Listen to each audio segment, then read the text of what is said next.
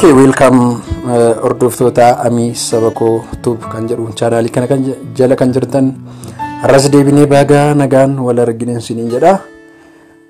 Namoonni baay'een keessan hordofaa akka turtanii sin argaan ture. Like, comment, share garagara na gochuu keessaniif gumaacha sinna qabdan na tumsuu keessaniif guddaa galatoomaan sinin jedha. Baay'ee tokkon sin jaalladha sinin kabaja. Yeroo darbe keessa waan baay'ee waadaa sinii seeneen ture. Wantoota waadaa sinii seenee keessa muraasa isaanii upload godheera sinii gadhiiseera jechuudha.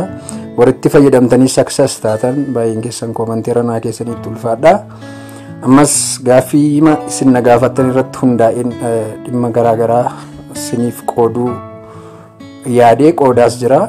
Gara fuulduraallee akkasuma wanta isin komenteera naa keessaniif na gaafattaniin isiniif qoodaa. Okay, har'a waan baay'ee sin gammachiisuuf sinitti tolu tokko qabadhee dhufeera. Keessuma mata duree lama irratti har'a wajjiniin baranna.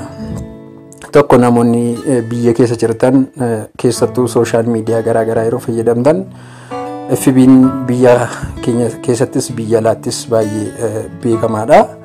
Social media isa guddaa karaa nuyi itti ergaa dabarfannu keessaa isa tokkodha. Haa ta'u malee garuu namoonni baay'een daataan keenya yookaan yeroo fayyadamnu birrii dafee nu duraa fixa daqiiqaa muraasa gidduutti birrii hedduu nu duraa qisaasessa. Daataa keenya save gochuu hin dandeenyu akkamitti daataa paakajii xinnoodhaan yookaan birrii xinnoodhaan intarneetii yeroo dheeraa sa'aatii dheeraa fayyadamuu dandeenyattanii warri na gaafattan dhibbatti success taatanii fayyadamuu dandeessu. Tooftaaf mala garaagaraa waan qabuufi isa kana har'as barsiisuuf qabadhee dhufeera. Lammata yeroo wifi biratti fayyadamtan namoonni tokko wifi'n appiin keenya kun wifi biratti nuun dalagu warri kaan immoo wifi biratti malee daataadhaan nuun dalagu warri jettan jira. Appiin tokko daataa biratti dalagee wifi biratti kan didu wifi biratti dalagee daataa biratti kan sin diduuf har'a furmaata sinii ta'a jedhee kan yaade keessaa share sinii gochuuf dhufeera. Kanaaf gara YouTube kanatti warra dhuftan baga nagaan dhuftan barnoota kanneeniif kana fakkaatan hedduu isaanii barachaa turre sichisa akka barannu abdiin qaba. Jajjabeessaa waan jirtaniif ulfaadhaan sinin jedha. Namoonni YouTube kanaaf haaraa taatan Ami Sabako Tube kan jedhu channel kana seentanii YouTube keessaa subscribe mallattoo jettu kanatti buutu ergasii booddee mallattoo bilbilaa kana erga cuqaastanii all kan jedhu irra gootu. Yoo kana gootan barnooti asii gadhiifamu directly bifa notificationidhaan dhufee sin qaqqaba. Akkasitti walirraa habarannu jedha. Amma gara barnoota sanaatti yeroo darbinu akkamitti daataa keenya save gochuu dandeenya qarshii nu jalaa fixee kan jedhu kanaafi kan biraan immoo daataan yeroo fayyadamnis ta'u wifi application nu dalaguu didee akkasitti warra jettaniif fallisaa kana gahetee fi mobile keessan keessaa setting iddoo jedhu keessa seentu step kan hundumaa hamma dhumaatti yoo hordoftan baay'ee milkaa'oo taatu. Kanaafi gaaffii nama hedduudha jechuudha.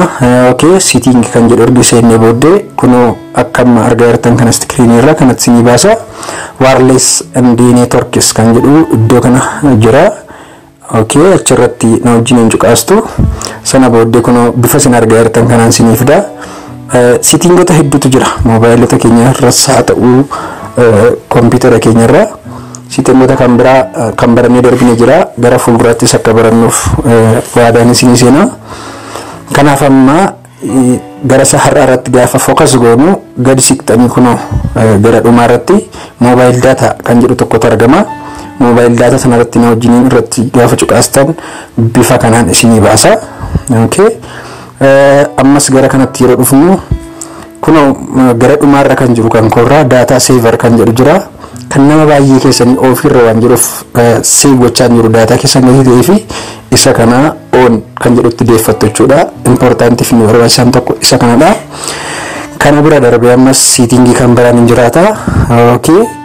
Network apps kan jedhu kunoo isa mul'ataa jiru kana nu wajjin irratti cuqaastu.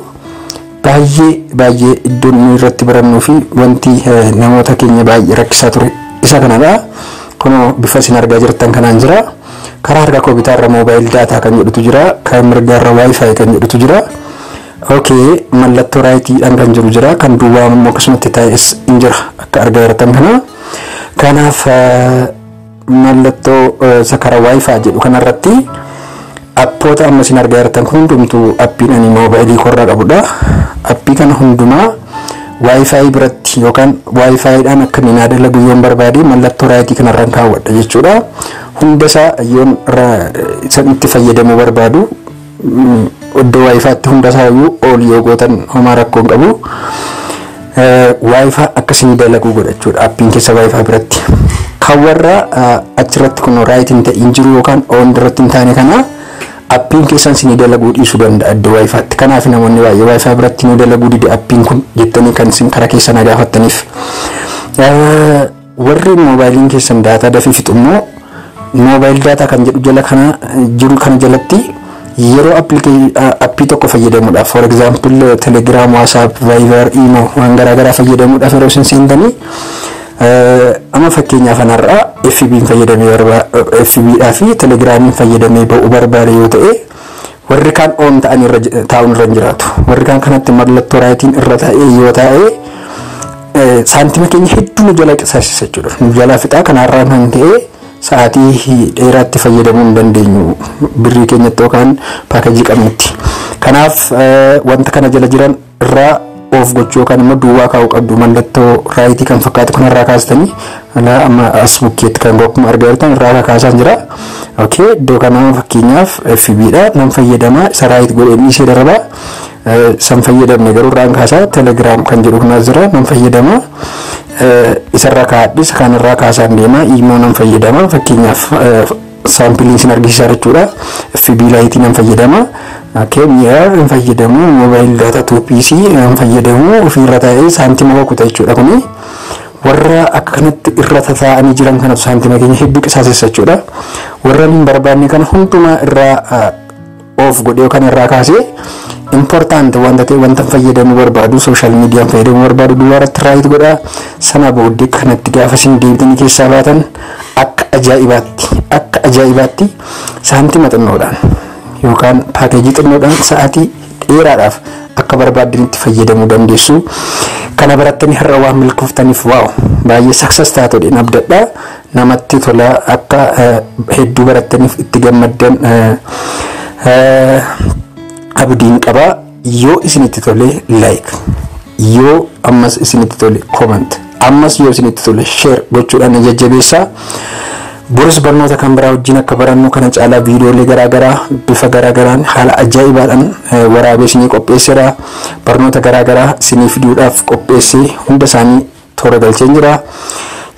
Komentii isin alaattan irra dhaabadhee viidiyoo gaaffii isin na gaafattan karaa komentii haa ta'u inboxii garaagaraadhaan sanarra dhaabadhee isin barsiisuudhaaf ani qophiidha.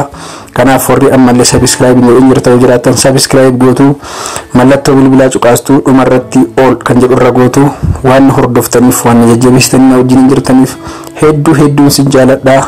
Bye bye.